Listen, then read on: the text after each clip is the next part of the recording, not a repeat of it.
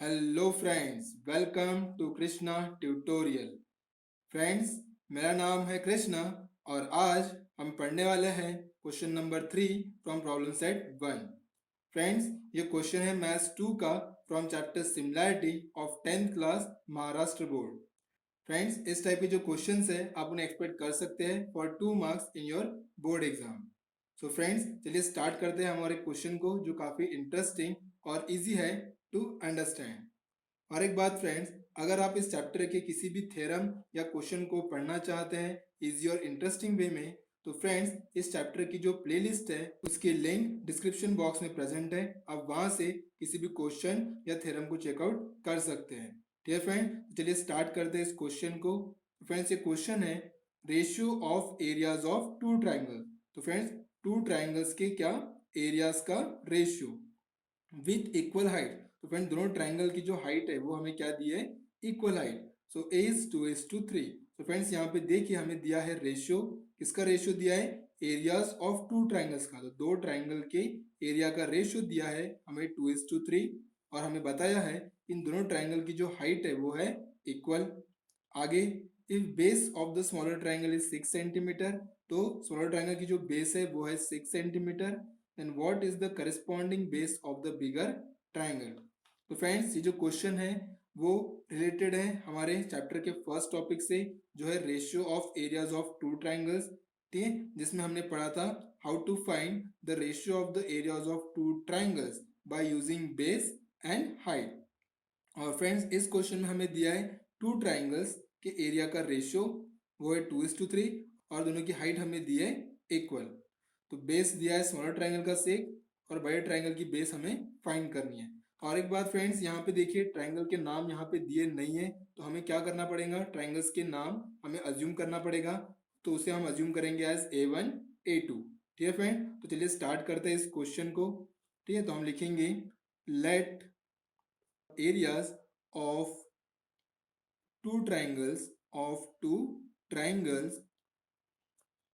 be A1 and A2 and their corresponding bases and their corresponding bases be B1 and B2 respectively।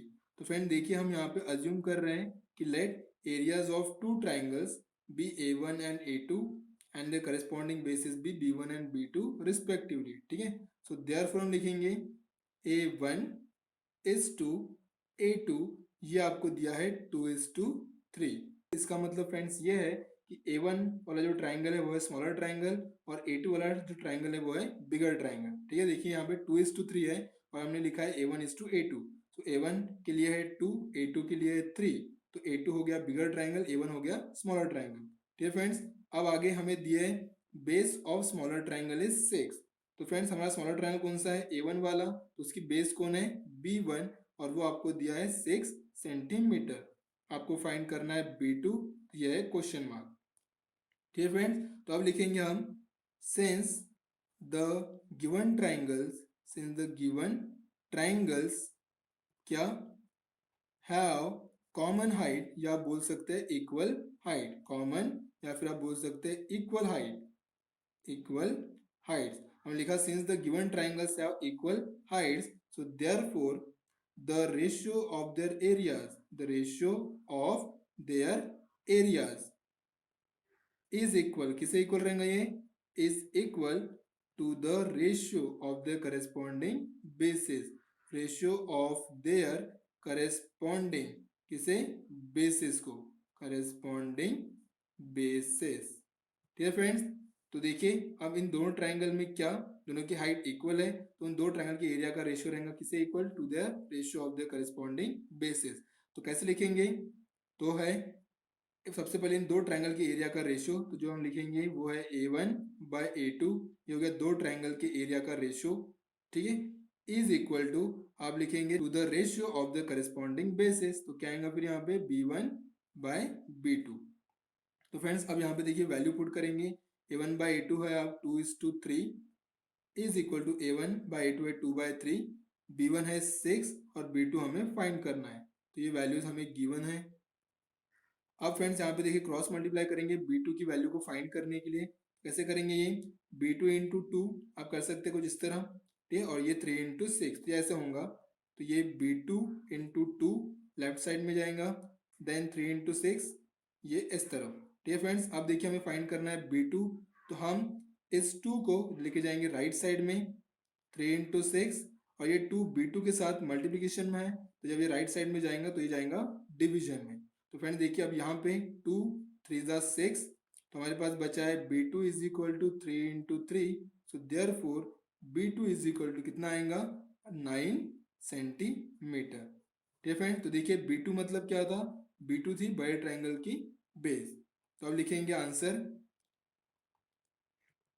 Therefore हम लिखेंगे the base of bigger triangle is कितनी है 9 centimetre, is 9 centimetre, ठीक है friend. तो देखिए ये था हमारा क्वेश्चन जो काफ़ी सिंपल है, बस हमें यूज़ करना था इस चैप्टर का जो फर्स्ट टॉपिक है ratio of areas of two triangles उसे, और फाइनली हमें जो आंसर मिला है वो है 9 सेंटीमीटर।